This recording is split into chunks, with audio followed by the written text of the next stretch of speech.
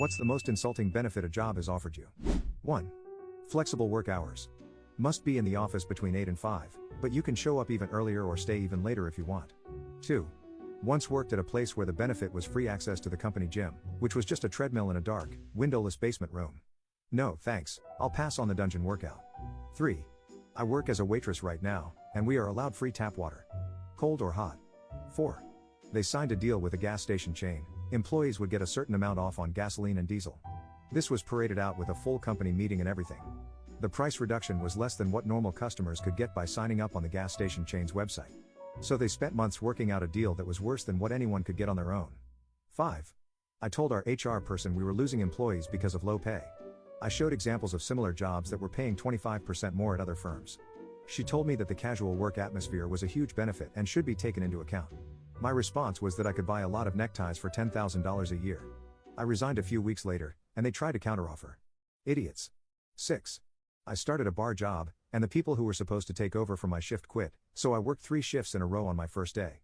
After working 23 hours, my boss said he'd give me a bottle of liquor as a thank you. He gave me a half bottle. 7. Staff appreciation barbecue where all the staff was invited, but we still had to cook for all 300 employees. Everyone got to go except the kitchen staff, and they never made it up to us. 8. When I worked at a local mental health facility, they had a crazy high turnover issue across the board, particularly with clinical staff. One of their solutions for the morale issue was to throw an employee appreciation fair, free food, games, music, the works. The first problem was they expected the support staff to set up and man everything, maintenance constructing the booths, IT setting up and managing the sound system, kitchen staff doing all the cooking. So not only did those staff members not get to enjoy the event, but we also ended up a full day behind on our normal tasks. The second problem was that any staff who interacted with patients, particularly the clinical staff they were trying to retain, couldn't cancel appointments to attend. So the event just ended up being administrative staff in the office pool having a big party for themselves while the rest of us either served them or heard the festivities coming from outside while stuck inside doing actual work. As you may imagine, it did not have the intended effect, but the C-suite liked it so much it became an annual event. 9.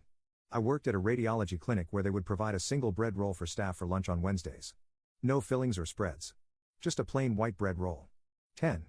I was working at a shop and was actively pursuing a job as a teacher, which was not a surprise to anybody. I got the job with the understanding that when I finished my degree, I'd be pursuing a teaching job. I needed to come in late one day due to an interview, literally just needed to be an hour late.